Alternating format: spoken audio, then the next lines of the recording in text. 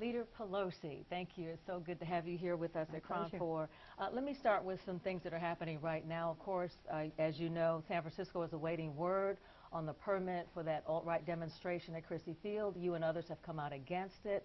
Have you had any indication on how the Park Service might decide?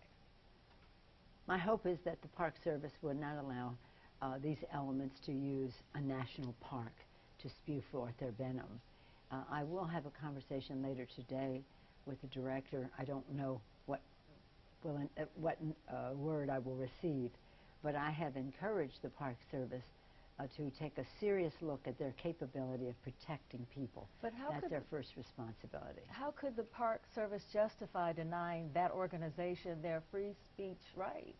Because the Constitution does not say that a person can yell wolf in a crowded theater. If you are endangering people, then you don't have a constitutional right to do that. If the group wins the permit, is there any recourse? Well, I don't know if there's time. I mean, the Park Service has taken so much time to get to this point. But what I do hope is that people of San Francisco, the Bay Area, and all who find themselves here at that time will be eloquent in their silence. As you know, there was a scuffle in Arizona last night between pro and anti-Trump supporters. There's the Charlottesville violence. Yeah. What is your concern about the deep divide that seems to exist in the country right now?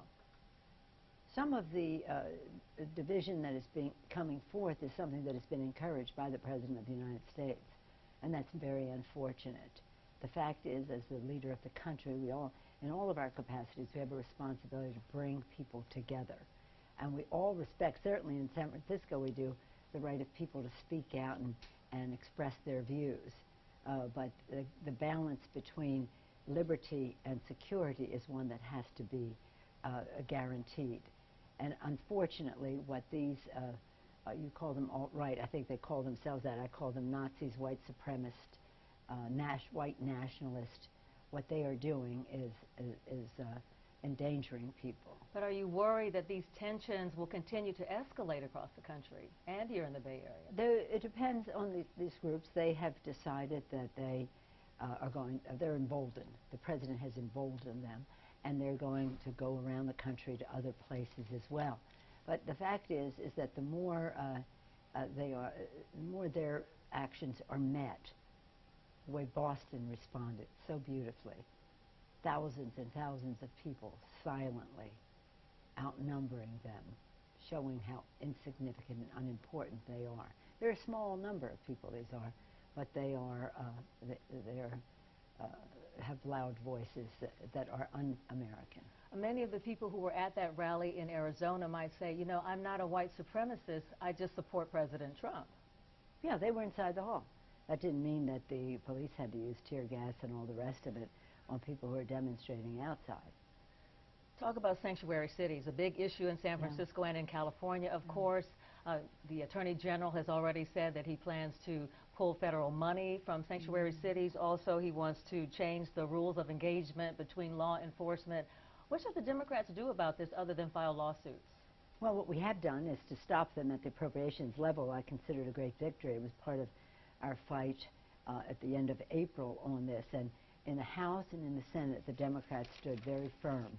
No wall, no change in terms of sanctuary cities.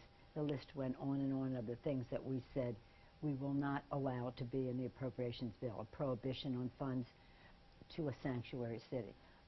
When the Attorney General is saying what he's saying about sanctuary cities, he's demonstrating either his ignorance of what a sanctuary city is or his just ideological approach to immigration. So you're not worried that those federal dollars will be pulled from the state or the cities? Well, in terms of the House, the Congress dominates the appropriations process where that money is. We will fight him because this is wrong. Sanctuary cities is an initiative to keep people safe. He doesn't understand that. They just have an ideological. All you needed to do was listen to Donald Trump last night talk about immigrants in such a disrespectful way, and you'll understand how they have no sense of community, no love in their hearts or anything about what really does keep people safe. On the issue of immigration, though, there are still some who are now saying that the Democrats are too liberal, too absolutist on the issue of immigration, and too liberal when it comes to illegal immigration, and that some people say, you know, I don't hate immigrants, but I don't feel my voice is being heard, that my anxieties and concerns about immigration and illegal immigration are being heard by the Democratic Party. How do you respond? I don't know who is saying that. I mean, most people say, I lost my job. You know, they have a distorted view as to what immigrants... Let's just take it to a different place. Immigration is the lifeblood of our country. Immigrants are the constant reinvigoration of America. We, as Americans, want to make the future better for the next generation. That's what our founders established, the American dream. These immigrants coming to our country with hopes and aspirations and optimism and courage to make the future better for their families, well, that's an American aspiration. They make America more American. Some people may have overstayed their welcome, or they may have come here without being fully documented. We need comprehensive immigration reform to address that. Are the Democrats too absolutist on the issue, though? Are those voices being heard from the people who do have anxiety about immigration, and particularly, again, illegal immigration? Well, when we say illegal, some of the people have come here and their documents have expired. Yes. They came legally and then it's expired. Some have come as children in terms of our dreamers, and we want them to be able to stay. But the idea that we shouldn't have, the answer is comprehensive immigration reform, which, by the way, in a bipartisan way, in the Senate of the United States, Democrats and Republicans came together with the comprehensive immigration reform bill. The Speaker in the House would not bring the bill to the floor. So there are Republicans who support comprehensive immigration reform. The Republican Party is in such disarray right now, crisis after crisis. Nonetheless, the Democratic Party does not seem to have been able to capitalize on the problems facing your other party. Why? What do you mean not capitalize? We've beaten them on the in appropriations. We've won every fight. The president's numbers are in the high 30s, which is for a new president remarkable that to be so low. So I think he is making his own case. The American people see for themselves that he does not share their values, and that he does not, some who may have voted for him are now rethinking, and others are just digging in their heels. But we are getting ready for an election, the election of 2018, which we expect to take back the Congress. In the meantime, though, we hope to get Republicans to join us in our better deal, better jobs, better pay, a better future, tools for the future for families to see their children thrive, and issues that relate to building the infrastructure, physical and human infrastructure in our country. So we're, in our view, in a good place. We have the election in 2018. Okay, so let's talk about the better deal. The Democrats rolled out this plan in this summer. Jobs, crack down on corporations, and lower the cost of prescription drugs, cost of college and child care.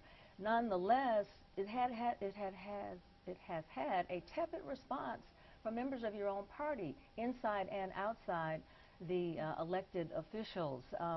People are saying it's not bold enough, it lacks inspiration. They're comparing it to the fact that Mrs. Clinton, during her campaign, had a lot of policy papers, but no spark. Do you feel that a better deal does offer the spark to pull in the voters the party will need to win? Well, let me, with all due respect to your characterization, offer a counter view. We've gotten a very positive response. But it was the month of August, this break, was the test drive. We sent our members on the road and see how people respond to this. This was developed by the Senate and House Democrats, not by the leadership, but by them. And they made we all made a decision together that this would be about the economy, it will be about jobs. So some people are saying, well, how come it doesn't have this and it doesn't have... No, because it's about jobs. That's the subject. Jobs for everyone. And we're hearing input back from folks.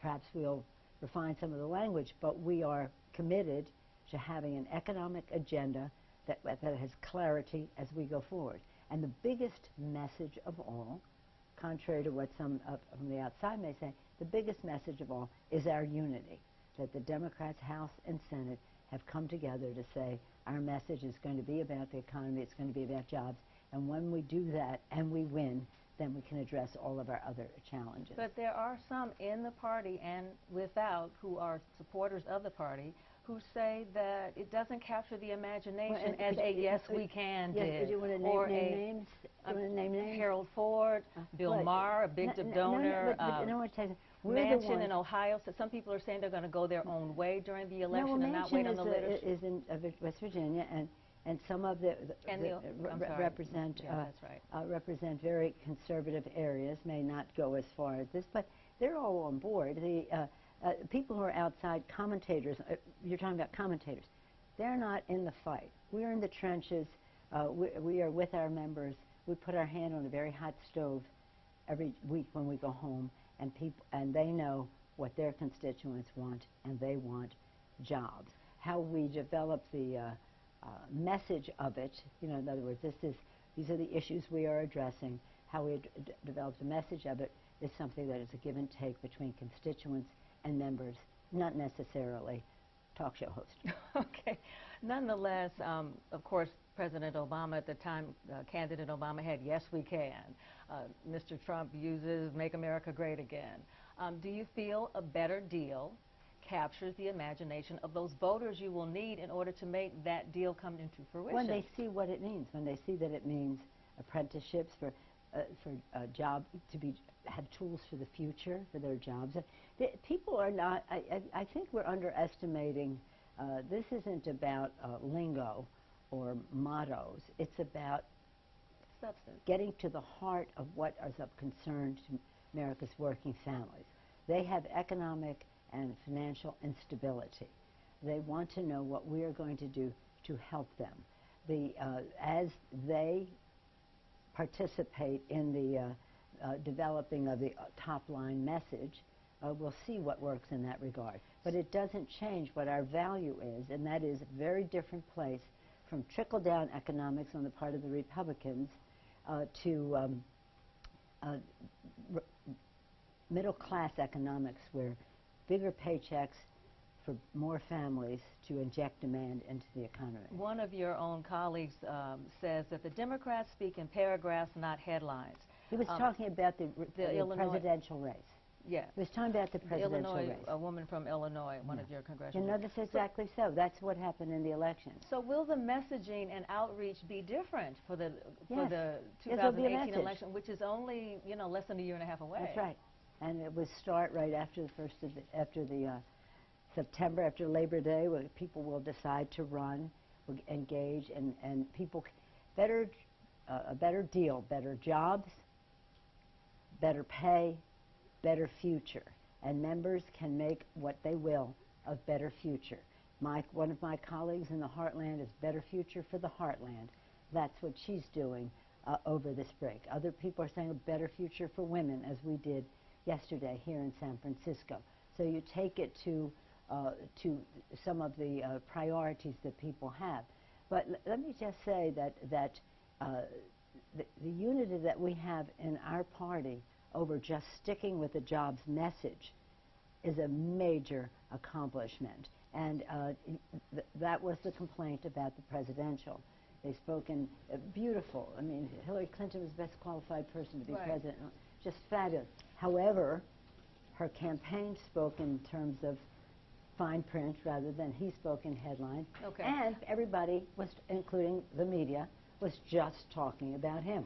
I don't want to lose you before I ask a couple other questions. One is there is the fact that the Democratic Party has lost some 1,000 seats in state legislatures. All of the majority of the governor's seats are held by the Republicans. 2010. So you are at the center of a lot of criticism, deserved or not. Nonetheless, as a leader in a leadership position, you are at the center of a lot of criticism because of this. And you're known as a fighter, someone who's tough. You've been the Speaker of the House. Is this a very personal fight for you inside the party? Do you feel personal about it? No, not at all. Because you've been challenged. Yeah, I was challenged, but I get challenged every time. I've never not been challenged. So that's nothing new about that. But I will say this, self-promotion is a terrible thing, but obviously somebody has to do it. And I feel very proud of the support I have from my members. I feel very accomplished about what we have done, giving 22 million more people access to health care, issues that relate to our environment, and the rest. The list goes on. I won't go into all of them unless you want me to, but I will say that if you're effective, you will be a target. And the Republicans decided that I was effective, I would be a target. So you'll see around the country cable cars in San Francisco and LGBTQ and all of that. You'll see that I'm so liberal, which I am, and that is part of the target that others in my own party have said, well, I want to be leader, so I'm going to join.